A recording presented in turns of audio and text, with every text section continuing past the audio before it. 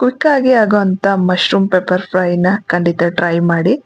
ನಾನಿಲ್ಲಿ 2 ಚಮಚದಷ್ಟು ಕಾಳುಮೆಣಸು, 1 ಚಮಚದಷ್ಟು ಜೀರಿಗೆ, 1 ಚಮಚದಷ್ಟು ಸೊಪ್ಪಿನ ಕಾಳು ತೊಗೊಂಡಿದ್ದೀನಿ. ಇಷ್ಟನ್ನು ಡ್ರೈ ರೋಸ್ಟ್ ಮಾಡ್ಕೊಳ್ಳೋಣ. ಮೊದಲು ಲೋ ಫ್ಲೇಮಲ್ಲಿ ಕಂಪು ವಾಸನೆ ಬರೋವರೆಗೂ ನಾವು ಇದನ್ನ ಫ್ರೈ ಮಾಡ್ಕೊಳ್ಳೋಣ.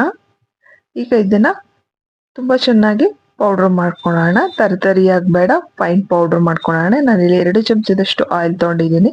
ಇದಕ್ಕೆ 1 ಪಿಂಚಿನಷ್ಟು ಸೊಪ್ಪಿನ ಕಾಳು, 1 ಪಿಂಚಿನಷ್ಟು ಜೀರಿಗೆ ಹಾಕೊಂಡಿದ್ದೀನಿ. ಹಾಗೆ ಸಿಪ್ಪೆ ತೆಗೆದಿರೋಂಥ 15ರಿಂದ 20 ಬೆಳ್ಳುಳ್ಳಿ ಹೆಸರುಗಳನ್ನ ಹಾಕೊಂಡಿದ್ದೀನಿ. ಸ್ವಲ್ಪ ರೋಸ್ಟ್ ಆಗಿದ ನಂತರ ನಾವು ಇದಕ್ಕೆ ಒಂದು 15ರಿಂದ 20 ಕರಿಬೇವಿನ ಎಲೆ ಹಾಕೊಳ್ಳೋಣ. ಜೊತೆಗೆ ಸಣ್ಣದಾಗಿ ಕಟ್ ಮಾಡಿರುವಂತ 3 ಈರುಳ್ಳಿ ಕೂಡ ನಾವು ಇದಕ್ಕೆ ಹಾಕೊಳ್ಳೋಣ. ಚೆನ್ನಾಗಿ ಕೈ ಆಡ್ಕೊಳ್ಳೋಣ. ಕಾಳುಮೆಣಸು, ಜೀರಿಗೆ ಹಾಗೆ ಸೊಪ್ಪಿನ ಕಾಳ್ದು ಏನು ಪೌಡರ್ ಮಾಡ್ಕೊಂಡಿದೀವಿ ಅದರಲ್ಲಿ ಒಂದು ಅರ್ಧ ಚಮಚದಷ್ಟು ನಾನು ಇದಕ್ಕೆ ಹಾಕೊಳ್ತಾ ಇದ್ದೀನಿ. ಚೆನ್ನಾಗಿ ಕೆಂಪಗಾಗೋವರೆಗೂ ನಾವು ಇದನ್ನ ಫ್ರೈ ಮಾಡ್ಕೊಳ್ಳೋಣ. ನೋಡಿ, ಈ ಕಲರ್ ಬಂದಿದ ನಂತರ ನಾವು ಇದಕ್ಕೆ ಮಿಕ್ಕಿರೋಂಥ ಮಸಾಲೆಗಳನ್ನ ಆಡ್ ಮಾಡ್ತಾ ಹೋಗೋಣ. 2 ಟೇಬಲ್ ಸ್ಪೂನ್ ಅಷ್ಟು ಶುಂಠಿ, ಬೆಳ್ಳುಳ್ಳಿ ಮತ್ತೆ ಮೆಣಸಿನಕಾಯಿ ಪೇಸ್ಟ್ ಹಾಕೊಳ್ಳಿ, ಅಥವಾ ಸಣ್ಣದಾಗಿ ಕಟ್ ಮಾಡಿ ಹಾಕೊಳ್ಳಿ. ಹಾಗೆ ಒಂದು 500 ಗ್ರಾಮ್ನಷ್ಟು ಮಶ್ರೂಮ್ ಹಾಕೊಳ್ತಾ ಇದ್ದೀನಿ. ತೊಳೆದು ಕಟ್ ಮಾಡಿ ಹಾಕೊಳ್ತಾ ಇದ್ದೀನಿ. ಹಾಗೆ ಉಪ್ಪು, ಅರಿಶಿನ ಹಾಗೆ ಗರಂ ಮಸಾಲ ಹಾಕೊಂಡು ಚೆನ್ನಾಗಿ ಕೈ ಆಡ್ಕೊಂಡು 1-2 ನಿಮಿಷ ಇದನ್ನ ಕವರ್ ಮಾಡಿ ಬೇಯಿಸ್ಕೊಳ್ಳೋಣ. ಹಾಗೆ ಅವಾಗಲೇ ಇನ್ನು ನಾವು ಮಸಾಲ ರೆಡಿ ಮಾಡ್ಕೊಂಡಿದ್ವಿ, ಕಾಳುಮೆಣಸಿಂದು ಡ್ರೈ ಪೌಡ್ರು, ಅದನ್ನು ಕೂಡ ಹಾಕೊಳ್ಳೋಣ. ಅದು ಹಾಕೊಂಡ ನಂತರ ನಾವು ಇದಕ್ಕೆ ಒಂದು 2ರಿಂದ 3 ಟೇಬಲ್ ಸ್ಪೂನ್ ಅಷ್ಟು ಬಿಸಿನೀರನ್ನ ಹಾಕೊಳ್ಳೋಣ. ನಿಮಗೆ ಗ್ರೇವಿ ತರ ಬೇಕು ಅಂದ್ರೆ ಜಾಸ್ತಿ ನೀರು ಆಡ್ ಮಾಡ್ಕೊಳ್ಳಿ.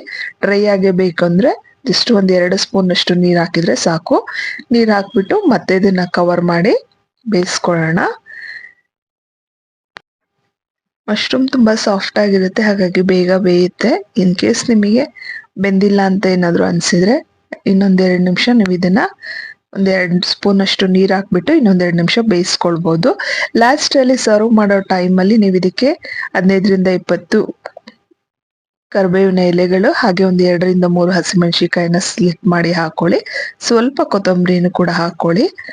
ಚೆನ್ನಾಗಿ ಒಂದ್ಸರಿ ಮಿಕ್ಸ್ ಮಾಡಿದ ನಂತರ ನೀವು ಇದಕ್ಕೆ ಒಂದು 2 ಸ್ಪೂನ್ ಅಷ್ಟು ನಿಂಬೆಹಣ್ಣಿಂದು ರಸ ಹಾಕೊಂಡು ಚೆನ್ನಾಗಿ ಒಂದ್ಸರಿ ಮಿಕ್ಸ್ ಮಾಡ್ಕೊಳ್ಳಿ. ಇದು ಬಿಸಿ ಬಿಸಿ ಆಗಿರುವಾಗಲೇ ತಿನ್ನೋದಕ್ಕೆ ತುಂಬಾ ಚೆನ್ನಾಗಿರುತ್ತೆ. ನೀವು ಇದನ್ನ ಸೈಡ್ ಡಿಶ್ ತರ ಯೂಸ್ ಮಾಡಬಹುದು, ಅಥವಾ ಚಪಾತಿ, ನಾನ್, ದೋಸೆ ಈ ತರದ್ರ ಜೊತೆಗೂ ಕೂಡ ಸರ್ವ್ ಮಾಡಬಹುದು. ಖಂಡಿತ ಟ್ರೈ ಮಾಡಿ ನೋಡಿ, ಹೇಗ್ ಬಂತು ಅಂತ ತಿಳಿಸೋದನ್ನ ಮರಿಬೇಡಿ.